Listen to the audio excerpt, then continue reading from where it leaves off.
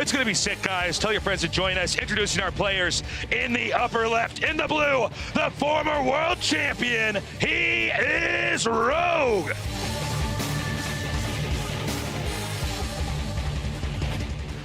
And his opponent down here in the bottom right in the red. It is Classic.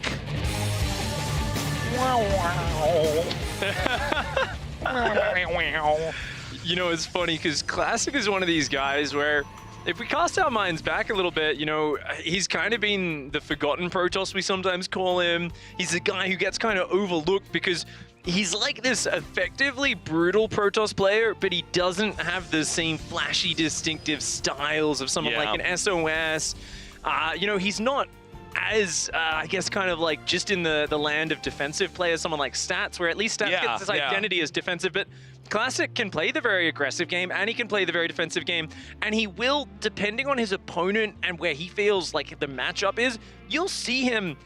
It's been a while, but he used to cannon rush. He used to mix that in a lot in Heart of the Swarm. Yeah. He'd mix in like all these weird timing attacks and rushes. So he's got a lot of range to his play. I would almost put it like this. This is at least the way I think about him whenever I'm casting him, is he's really good at leveraging specific situations. Yeah. He doesn't come in there putting all his chips on the table and saying, I hope this works, or I think I'm going to hard counter you. And you're right when you say he doesn't play like Stats, where he's just sort of staying back and watching everything. He seems to come in there with those timings and try to at least cripple you. Yeah.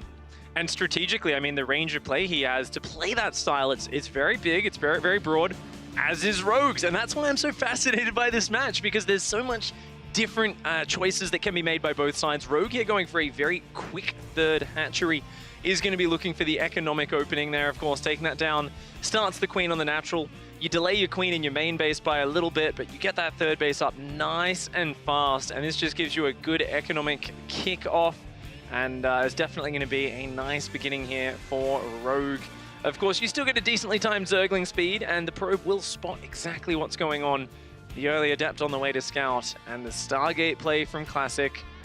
Definitely what we expect. Stargate, Oracle of Phoenix. That's the typical opening. It's the next tech. It's what they do after that. That's what we've always got our eyes on. The Protoss player is really the actor in these early few minutes, and it's not until you get up to that lair tech, either a lot of Roaches with Roach speed, or Hydras, or Banelings. That's where the Zerg takes control of the mobility and the map control. But this early phase, pretty much everything goes to the Protoss in terms of they're the one trying to poke around and try to catch the Zerg off guard. It's kind of cool, the fact that these guys are facing off again, although it's scary that it's this early on in the tournament, right? I mean, we're in day 2 of the WCS Global Finals, but these guys have had a history, right? And not just a history of, they've either practiced, against each other, or encounter each other on the ladder, but they've encountered each other in high-stakes tournaments. Oh, yeah. So I'm very curious to see how this best of 3 is going to look compared to the previous matches. Yeah, I mean, when you've got this repeated run-in with an opponent, you get to know each other so well,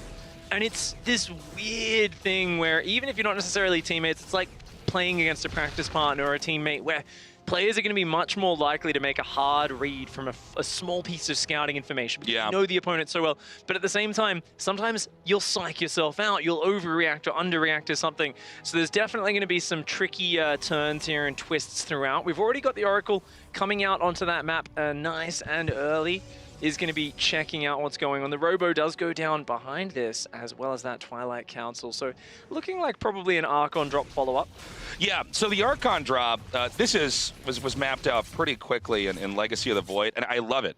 It's such a strong build because you come out, and since the Archon is like 99% shields, you come out there, you can try to get any damage you can, whether that's creep tumors, overlords, maybe you kill a queen, probably not, probably drones, probably lings, other stuff like that. Yeah. And then you juggle it back out with a Warp Prism, and it's, as long as you don't screw up and lose the Warp Prism, which you really just can't do in pro gaming matches, it's pretty much a low-risk build that does generally reap some benefits. But out of all the Zergs in the world, I feel like Rogue has by far the most experience with this. Yeah, absolutely. Rogue has seen this many times. Right now, though, we've got a lot of Adepts coming in. They're going to commit there. Zergans get a quick wrap around the Queens, force the Oracle to pull out. The drones have been pulled away so far. Pristine defense from Rogue. Those drones still evading, but they do go back. The Adepts shade back to safety.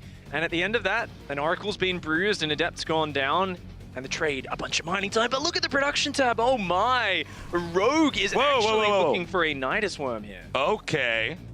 Oh, now, which kind of Nidus Worm is this going to be? It's straight on the front of the natural. I think so. Yeah. Where's the Robo Bay for the Protoss? He wants to take out the robotics. Yes. Okay. So this is what this strategy is. It looks like it shouldn't work, and we were all kind of caught off guard by it. And we saw it in IM Katowice, and it kept happening over and over again. And this actually tells me that Rogue is going to just use what worked against Classic before. So you pop out and you mow down the Robo. Oh, yeah. Oh, wow. Link's going to go on. for a surround. That's very ambitious here.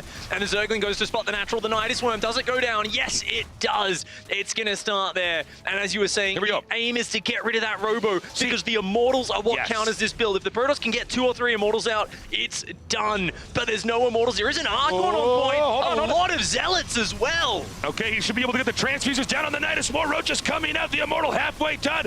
Probes surrounding and many more getting mowed down. The Archon on the far right. Oh, the Immortals about to come out. We've got Stalkers on the right-hand side. Shield batteries about to finish. The Probes withdrawing from the battle. Classic here with some amazing defense so far. One Immortal able to pop. The Prism ferrying that Archon to safety, but it's getting dangerously low. Those shield batteries are finishing. And with the Immortal out, if a second one gets out, that's it. This rush is toast. But for now, more and more Probes being forced into the fight. The Immortal about 70% complete here. The Immortals still are the Robo almost ultimately taken out, but there's still so many units that are being warped in. Instead, Rogue's gonna try to move down behind the mineral patch. Here comes that second Immortal, and it looks like this will be held here by Classic. Flawless defense here from Classic. The Archon does go down there. A slight mistake, but the Nidus Worm has been held.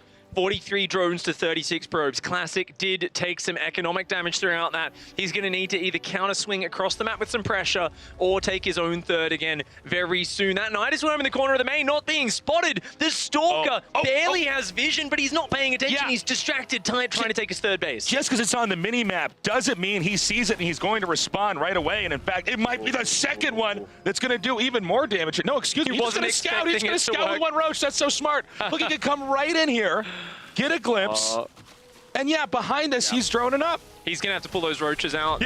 Rogue's just trying to buy himself time here to drone up behind this. As you pointed out there, Tasteless, he's going into the Swarm host behind it with the Infestation bit. That Roach actually going to grab a couple of probe kills, so this is just kind of delaying tactics, distracting, because that Prism, those couple of Immortals, that's going to be huge harassment pressure from Classic. Well, just the fact that he popped out the one Roach, scouts in there, that keeps that War Prism behind a little bit longer, because now it's going to be Classic turn. He wants to fight back, and with these two Immortals, it's so difficult to fight with Roaches. Immortals already counter Roaches, but when you can juggle them in and out of the Warp Prism and move away from the Roaches, even better. Yeah, I mean, this is a very different style of play to what we saw from Nurture as well. So people might have looked at those Swarmers and said, they don't seem that strong. Classic just seemed to have the answer. But remember, that was a Hydra Bane into much later Swarmers. This is a low economy Roach play, some Zerglings out, and he's going to be looking to add Swarmers a bit later. But for now, it's all about this Immortal drop pressure, picking off some drones, picking off a Roach. And these Queens actually taking a lot of damage, but that Prism staying way too long. What are you... Oh my God! He's going to go for the recall. See you in the next episode. All right, he's out. The War Prism gets away. The Immortals are back, but there's an opening here. Rogue could come in and try to hit this Nexus. I don't think this is going to work. It seems like there should be more than enough as long as Classic reacts in time. Force fields are there. You got to watch out there. Yeah, Rogue here. You see, now he's maintained position. He's pushed back the pressure. Swarmers into the production. Right. So 10 Swarmers coming in. And the idea is if you get creep out far enough, you can start launching those into the expansions, doing damage. And you can have a lot of Roaches and Ravagers, which is already a very frightening army if you force the Protoss into the middle of the map. In a choke point here, the Roaches have to withdraw. They've got to pull back, but oh my lord, the distraction more than enough there. Classic starting to falter here in the chaos of this match. That is a huge amount of damage. 9 workers going down. Classic realizing this is a big mistake. He wants to counterpunch. He's going to try and chase these Roaches down. That Prism ferrying those Immortals on top of the Roaches takes about 4 or 5 out on the retreat. Now this is important because he actually chases Zerg back. One thing about Swarmhouse is if you can try to keep them at a distance, distance that's harder to utilize them. A lot of times, the Swarm hosts, you want to try to get them to activate and then back off or try to move around them. And it looks like we might have them meeting up right here. Rogue needs to get some defense, because if he loses these Swarm hosts, everything he's invested in is for nothing. And you talked about it. He's wasted the Locust Wave. He can wait for those to expire, and there is a long cooldown. They land on the Zealot. The Zealot picks into the Prism, and not a single unit dies. Those Locusts are about to disappear, and Classic will use that time to put on the hurt, to assert map control, and to threaten Rogue. And that's important, because he's got no workers. He's on 38 workers to 58 Tasteless. His economy is down in the dumps right now. He's trying to hide his probes from the Zerglings, knowing this base is going to go down, and he's got to make it work with this attack. Immortals, Archon, Zealots, a lot of Immortals. The Corrosive Vials trying to defend, a lot of Queens coming forward. Rogue has to kite this backwards. A lot of Ravagers getting trapped up against the wall. Push comes to shove here as Classic moves forward with the Swarm host flanking in from the right. Rogue simply needs to hang on. The third base from Classic has already been destroyed, and it looks like as this army continues to push in and surround this, control, even perfect control from Classic, might not be enough. He's coming in a little bit further forward. All these Immortals so low on HP. Oh, another Immortal falls. The Archon going down. The Zealots are going down as well, and that looks like it's going to be it. Rogue there, coming in with the Locust from the left-hand side, the Roaches from the right, manages to wear that push down, and Classic's army has fallen to the wave of Ravager Vials. A very nice play there from Rogue. Great recovery after the initial Nidus Worm was held. Dude, he was so good at how he handled every single situation back there. I mean, first of all, I think had that Archon not been right there next to that Nidus, there would not have been enough time to save the Robo. Then, when he holds it off, that sick, the second Nidus play in the main where he pops out one Roach as kind of a distraction. Even though Classic came all the way across the map and did damage with his own Immortals and then recalls out, saving everything, Rogue had that plan with the Swarm host. He was coming in there. Classic tries to push around, and then Rogue immediately does this brilliant counterattack with just enough Lings to take out the third base. That forces Classic in the situation where then he has to win with a push. And we know Rogue is good. He's crafty enough. He's smart. He's got the finesse and the way he controls his army. He eventually holds that off, sandbags the push, and wins the game. Yeah, great play from the Zerg there. Last year's champion, the reigning BlizzCon champion, wants to go out of this group in first place, and he's only one map away from making it happen. A couple of crucial points in that game that you just talked about, of course, Tasteless. And Classic now going to have to lick his wounds. He's going to have to come back stronger in the next map. It's going to be Blue Shift, and it will be exciting to see which builds the players are going to bring out. This really emphasizes how scary Rogue is, to be honest. The fact that he did the same, at least opener, against Classic that beat Classic in the IEM Katowice finals, and then Classic defends it, and he still wins. He's like, no, I got a plan B, I got plan C, I got every letter of the alphabet, I got a plan for that with this build. Brilliantly done. Anyways, guys, let's go into game number 2, Rogue versus Classic. Right now, Rogue with a 1-0 lead.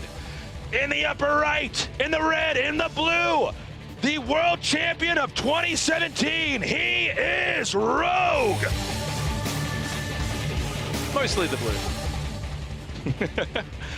In the bottom left, in the red, our Protoss player facing his nemesis, he is Classic!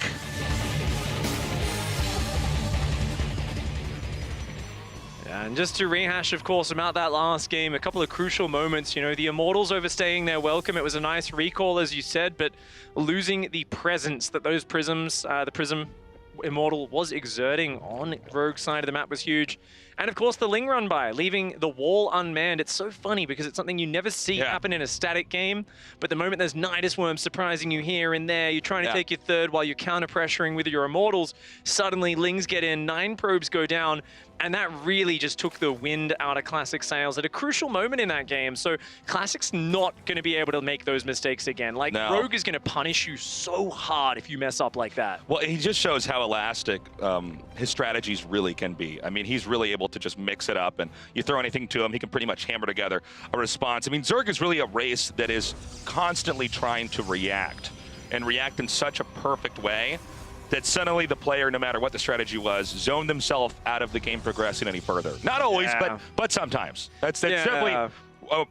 you kind of mold yourself around your opponent in that way, isn't it? Where you kind of want to get a feel for what they're doing, so you're looking for what they're doing, and you're kind of just waiting for them to lock themselves into something that you can take advantage of. And I mean, Rogue's the best at it. He's so good at just adapting to everything that's going on. I love that second pylon location. So Classic saying, look, where can I make sure you won't scout my tech?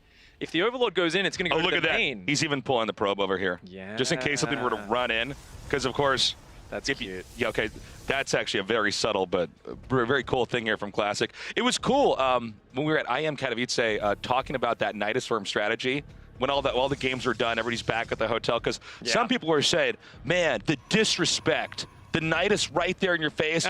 Some people interpret it as, you're so bad. Here's what I'm doing. I don't care. Where, in fact, it's actually a very technical rush that's designed to completely destroy one key building that then knocks the player out of orbit. There's no response to the flood of roaches inside the base. Those two Immortals, they were the problem. I was saying it from the start. You know, the second one gets out and you're toast, and it's not even just holding the rush. We saw how scary they were on the counterattack. It's like when you're on low economy roaches and a couple queens, Immortals are the scariest possible thing. Like, you cannot get on top of them. They can just stutter step backwards. You'll never close the distance. They've got so many hit points, so much damage, and it's an absolute killer. Now, Classic here is going Robo first on this map. We saw SOS try this yesterday. Didn't quite work out against Earl, and oh my lord, that is a robotics bay.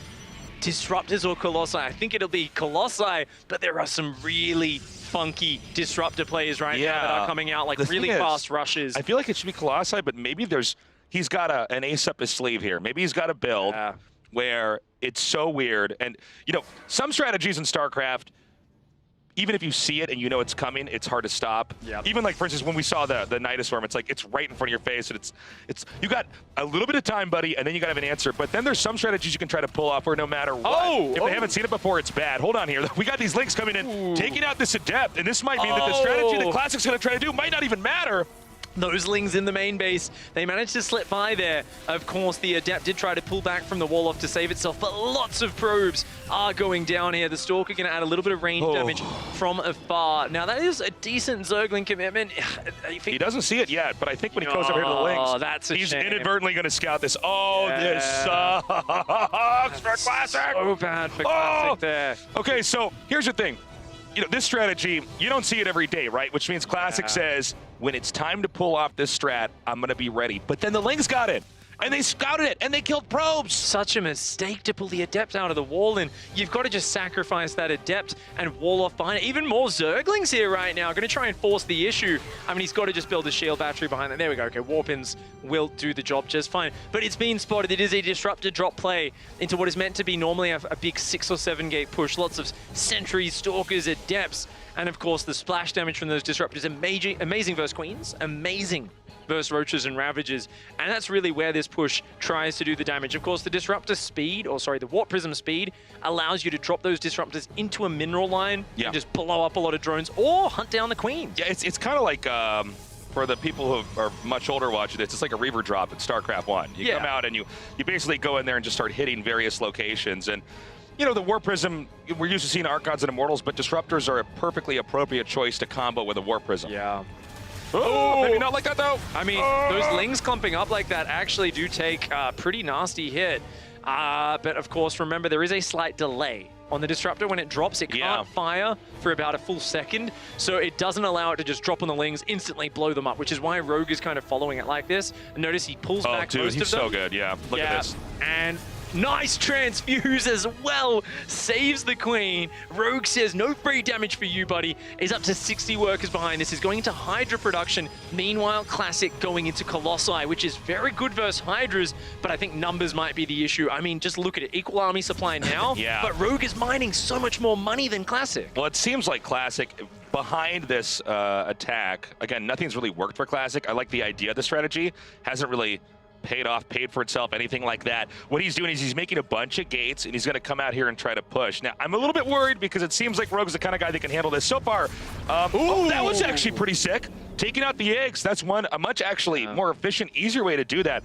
Because up until then, he hadn't done much of anything. No, not at all. It does slow down that, of course. The money gets refunded for Rogue as it counts as a cancel, but It ends up taking out about 4 or 5 Hydras. Lings here on the natural wall, and Adept or 2 might have to be warped in, but the attack is going. It's an all-in. 2 Disruptors, 2 Colossi, a bunch of sentries. Those Colossi gonna roast the Zerglings, and it's all about the Disruptors trying to find the value. Okay, here's the thing. The push is starting, so right now, Rogue, he needs to be ready. He can't take too much damage. Classic's goal is to take out this position and eventually squish Rogue into just 2 bases. I mean, the Hydra upgrades, some of them are done. There's a few Ravages in here as well. Oh, a big Bile lands on those Gateway units. The Colossi, though, such a threat. Look at those lasers. The Roaches and Ravages are the only unit they're not good against. The Disruptor falls there. Great focus fire from the Hydras. Only 1 Disruptor left on the right-hand side. That is just a flood of Zerg units. The second Disruptor gets focused down. Great hot pickups here from Classic. He's trying to warp in the back. I don't know if there's going to be enough Protoss to hang on. There's just 1 sentry somehow over in the corner here.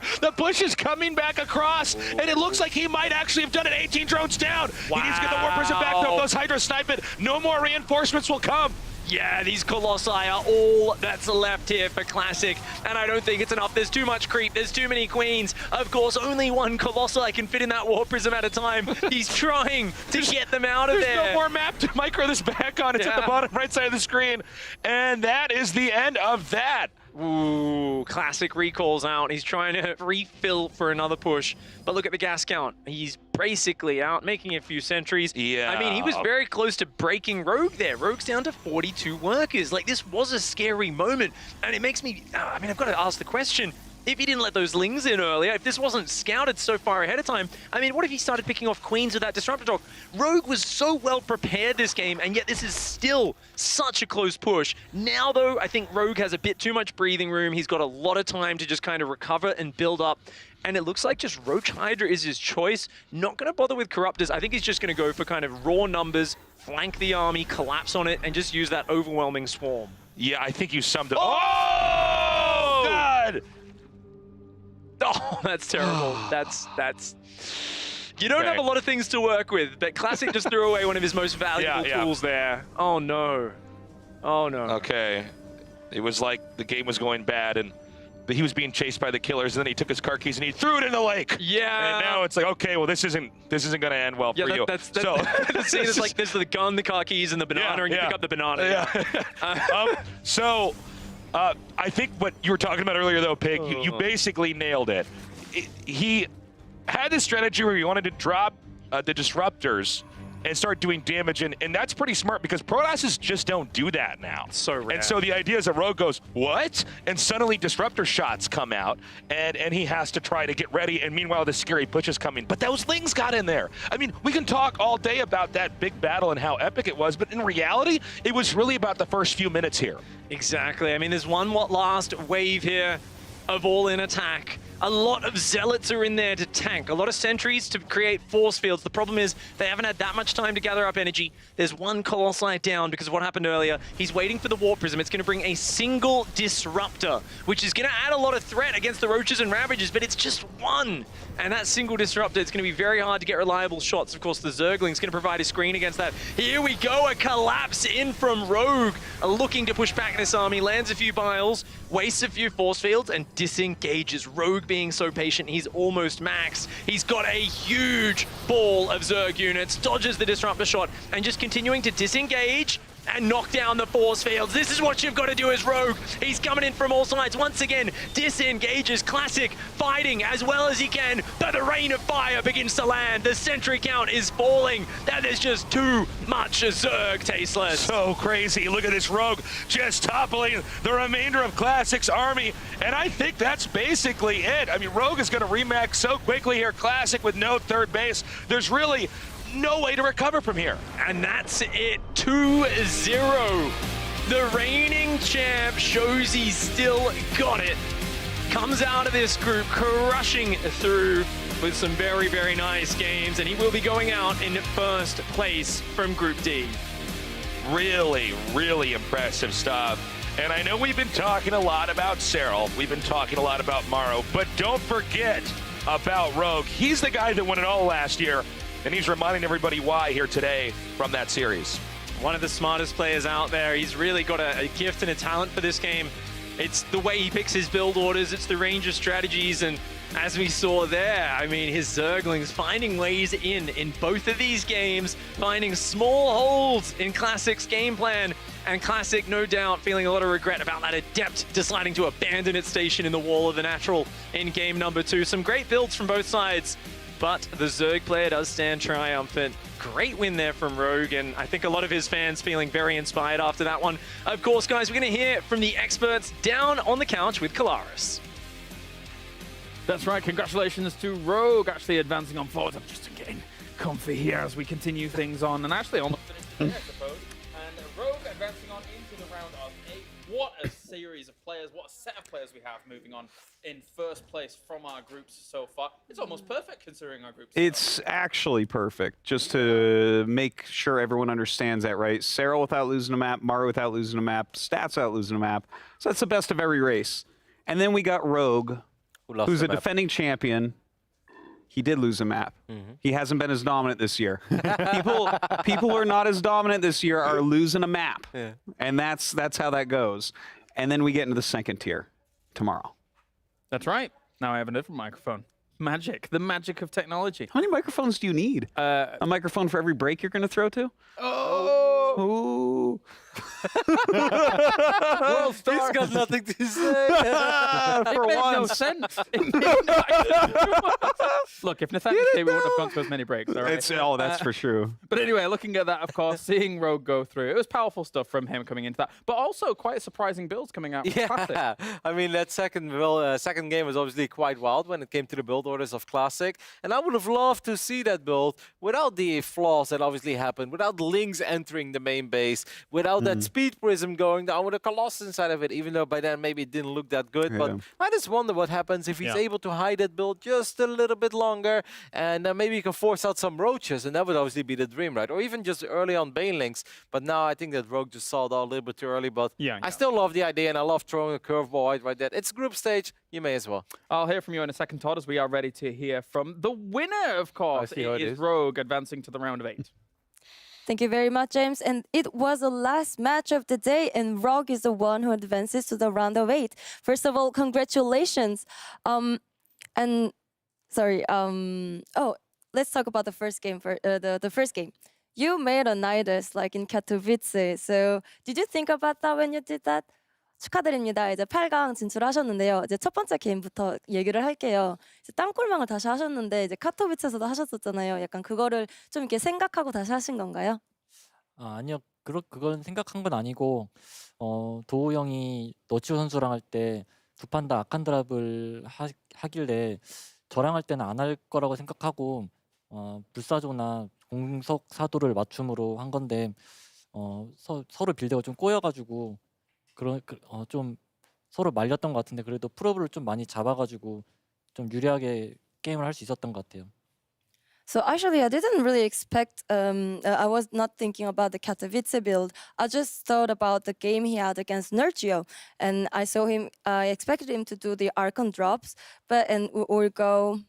No, sorry. So I thought about that, and I thought he wouldn't do the same thing, and he would go rather Phoenixes, and that's why I went for this build. But actually, he didn't, but I caught a lot of probes, and that's why I could be ahead and win this game.